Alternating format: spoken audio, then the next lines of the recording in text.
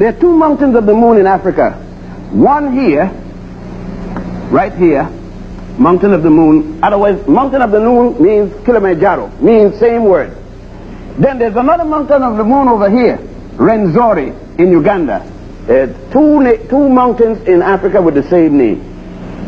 They said then that they came from Central East Africa for the simple reason, here will be your equatorial line, 0 plus or minus 0. This is the Persian Gulf, by the way, and this is the Arabian Peninsula. It used to be the peninsula of the Sabians, and of course this is Mount Sinai. Today there's a canal cut here, but the time in which we are talking there's no canal. That's Suez Canal. This was in the 19th century. This is supposed to be the Mount of Horeb in the Sinai Peninsula. Sinai is still a part of Africa again up to January the 9th. I could tell, well, January 9th. I haven't been back since January 9th. I expect to go back July the 31st to make certain that it hasn't gone any place. But nevertheless, so that this is the continent called Africa. Alkebulan, Africa, Ortega, Hesperia, all kinds of different names it was called. So that I hope that you would make it understandable. This is the Greenwich line, 0 plus or minus 0. Okay, so that we could have a good understanding. This is the Iberian Peninsula. Today, Portugal will be here, Spain will be here, southern France will be here, so that you will have an idea of it. But, as I stated before, Abraham or Avram was not born until 1675 before the Christian era, or BC. You cannot have an Adam and Eve before you have Abraham. Why? The Jews are the one that introduced the concept of an Adam and Eve. You don't have any book older than your Bible, your Judeo-Christian Bible, whatever version. With the book of Genesis, no other people in the world ever mentioned. And the first Jew is Abraham. You don't have a single, his mama wasn't a Jew. His daddy wasn't a Jew. They said Abraham was the first of the Jews. Your own Bible says it. So then, anything about the beginning of the world must be something he thought of. He had no concept of it. In 1675, the Africans along the Nile were already in their 13th dynastic period.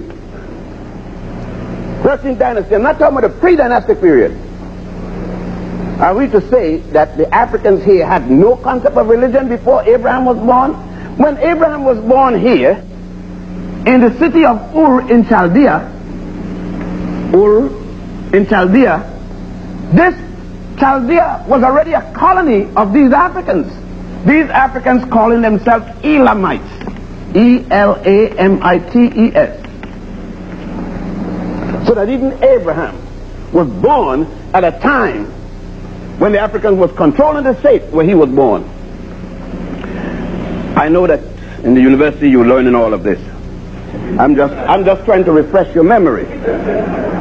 Now, when the book, furthermore, the book of Genesis isn't written when Abraham is born. It isn't written until 700 BC at the Sanhedrin, when Jewish scribes decided, and they did not even write the book of Genesis as the first book. They wrote the book of Exodus as the first book. But it looks silly to say that people are running from a place and they're not born yet. So at the council of Jamia, they changed Exodus and replaced it with Genesis, the same thing they did with Luke and Matthew. Luke was the first book in the Christian Bible, but it looks silly talking about to a woman a child will be born in the first book, and in the second book to a virgin a child will be born. So they have to switch these two. They've been switching all over the place, but it's not been new. But what was the switching? The switching was to remove a certain people from here, a people called Africans, your people and mine. And it came about in the year 325 AD, when a Roman emperor, Rome, right here, by the name of Constantine,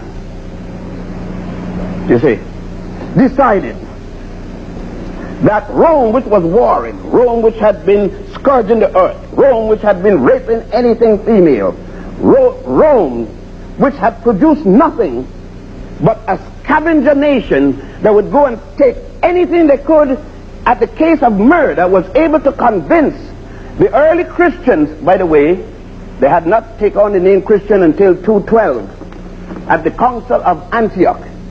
Antioch is the first time people start calling themselves Christians. Jesus is supposed to have been dead 212 years before the first Christians. Jesus himself was never a Christian, because you can't be a follower of yourself. But it was not until that council that, I know that you're taught that in your Sunday school. You're taught very good things in your Sunday school. You must be, you're getting 10% of your earnings, you should get some.